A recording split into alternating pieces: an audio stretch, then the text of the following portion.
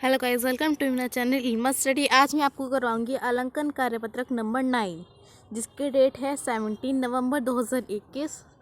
विषय है सामाजिक विज्ञान, कक्षा 9th है। तो आज की हमारी आलंकन कार्यपत्रक 9 हमारी एसएसटी की है, सोशल साइंस। सही विकल्प को पेंसिल से काला करना है आपको। वो तो आपको पता ही है, बहुत सारी आप वर्कशीट करते हुए आ रहे हैं, असेसमेंट वर्कशीट और आपकी वर्कशीट्स। तो क्वेश्चन 1 है आपका, उत्पादन की पहली आवश्यकता का आपको नाम बताना है। आपको मैंने पालमपुर गांव की जब मैं आपको स्टोरी पढ़ा रही थी प्रीवियस वर्कशीट्स में, उसमें आपको मैंने बता रखा था कि उत्पादन की 4 क्रियाएं कौन कौन सी हैं, लाइन वाइज आपको बता रखी थी। उसकी वीडियो आप मेरे यूट्यूब चैनल पर जाकर देख सकते हैं। तो उत्पादन की पहली आवश्यकता कौन सी है? श्रम, भूमि, भौतिक पूंजी या फिर मानव पूंजी। एक बार मैं आपको बता देती हूँ इस वीडियो में फिर से कि उत्पादन की 4 आवश्यकताएं कौन कौन सी हैं और उसको सीक्वेंस वाइज, लाइन वाइज कैसे रखना है आपको। तो सबसे पहली आवश्यकता जो है वो है भूमि। आपका सही करेक्ट आंसर हो जाएगा भूमि। और उसके बाद है श्रम। भूमि फर्स्ट है, भूमि, श्रम, तीसरा है भौतिक पूंजी और चौथा है मानव पूंजी। क्योंकि सबसे पहली उत्पादन क्रिया आपको मतलब जो भी आप करना चाहेंगे, आप कहीं भी टी शॉप खोलना चाहेंगे तो सबसे पहले आपको चाहिए भूमि। ठीक है, भूमि चाहिए सबसे पहले, कि तभी तो आप वहाँ पे टी शॉप खोल सकते हैं, चाय की दुकान खोल सकते हैं। दूसरा क्या चाहिए आपको, वेरी इंपॉर्टेंट, श्रम। ओके, श्रम आपको दूसरे पे पॉइंट में चाहिए, क्योंकि अगर आपके पास पैसे नहीं होंगे तो आप भूमि कैसे खरीदोगे। आप जो भी आप टी या फिर कॉफ़ी की शॉप लेना चाहोगे उसको आप कैसे करोगे, कैसे खरीदोगे उस जगह को, है ना। दूसरी चीज़ ये हो गई। तीसरी है भौतिक पूंजी। मतलब तो भौतिक पूंजी में क्या होता है कि जैसे कि आप कोई भी सामान खरीदते हैं, उस टी शॉप के लिए आपको चाहिए चाय की पत्ती चाहिए, चीनी चाहिए और काफ़ी सारे बर्तन चाहिए, उसमें बनाने के लिए मशीनें चाहिए, या फिर कुछ भी आप टी शॉप या फिर टी का कोई कारखाना वगैरह कुछ भी आप खरीदते हैं, इंडस्ट्री में कोई काम करते हैं, तो आपको जो भी उसमें काम करने के लिए जो भी आपको सामान चाहिए वो आपको भौतिक पूंजी हो जाएगा।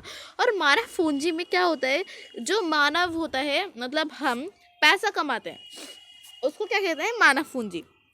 आ गई समझ में। तो सबसे पहला आंसर आ जाएगा इसका भूमि, जो कि पहली आवश्यकता है उत्पादन करने की। नेक्स्ट है आपका, भूमि नापने की मानक इकाई क्या है? मीटर, नाली, मुट्ठी या फिर हेक्टेयर। तो भूमि नापने की पहली इकाई क्या है? हेक्टेयर हो जाएगा आपका आंसर। तो इसको आप अच्छे से फिल कर लेंगे।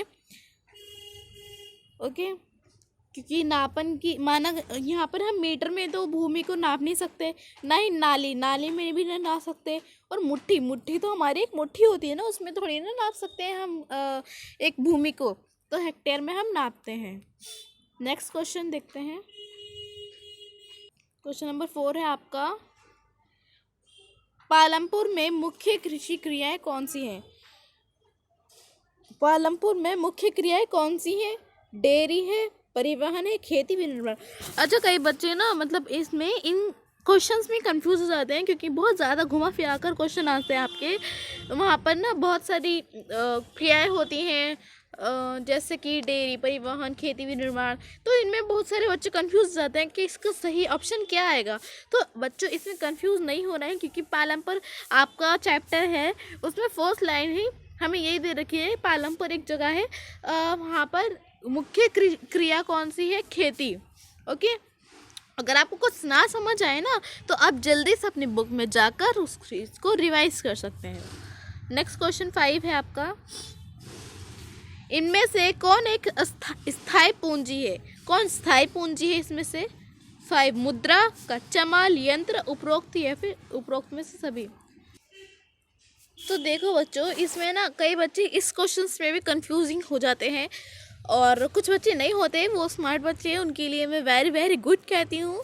वो बहुत अच्छे बच्चे हैं जो नहीं समझ पाते, लेकिन मैं उनको भी मना नहीं करती कि जिनको समझ नहीं आता मैं उनको भी बताऊंगी कि मुद्रा जो है वो एक अस्थाई पूंजी है। मुद्रा अस्थाई पूंजी है, क्यों? क्वेश्चन आता है क्यों मुद्रा अस्थाई पूंजी क्यों है, तो इसका भी आंसर मैं बताऊं कि मुद्रा जो है वो मुद्रा यानी पैसे होते हैं, तो पैसों को हम किसी को देकर कोई और चीज़ भी तो ले सकते हैं, है ना।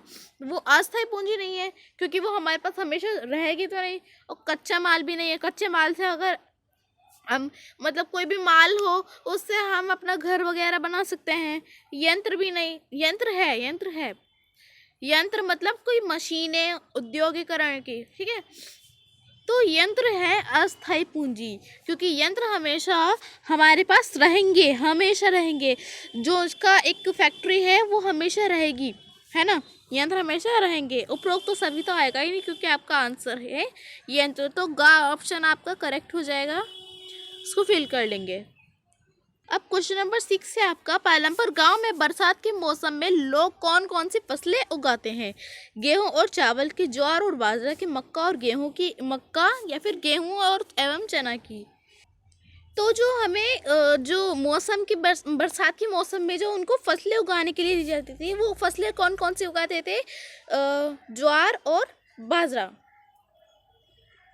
तो आपका खा पार्ट इज करेक्ट हो जाएगा, तो इसको फिल कर लेंगे अच्छे से।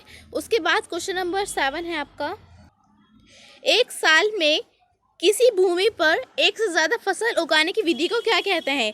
एक साल में एक से ज़्यादा भूमि को फसल उगाने की विधि को क्या कहते हैं? बहुविध फसल प्रणाली, राष्ट्रीय फसल प्रणाली, एकक फसल प्रणाली या फिर उपरोक्त सभी। तो उपरोक्त सभी तो हो नहीं सकते क्योंकि एक फसल मतलब एक साल में किसी भूमि पर एक से ज़्यादा फसल उगाने को क्या कहते हैं? बहुविध फसल प्रणाली, है ना। क्योंकि उससे अभी आप ही देखो कि यहाँ पर बहु है, बहुवचन करते हुए एक वचन बहुवचन। बहुवचन में क्या होता है? दो या फिर दो से ज़्यादा जो है वो बहु होता है ना। ऐसे ही बहुविध फसल प्रणाली या फिर दो या फिर दो से ज़्यादा फसल प्रणाली को क्या कहते हैं? बहुविध फसल प्रणाली। का ऑप्शन आपका करेक्ट हो जाएगा, इसको फिल कर लेंगे। नेक्स्ट क्वेश्चन नंबर 8 है आपका कि भारत में हरित क्रांति का उदय किस सन में हुआ था? हरित क्रांति आपको पता है किस समय में होता? हरित क्रांति का समय जब आपको HYV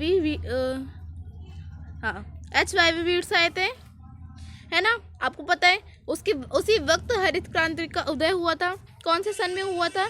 1950, 1960, 1970, 1980। तो आपका आंसर है 1960 में आपका जो है हरित क्रांति का उदय हुआ था।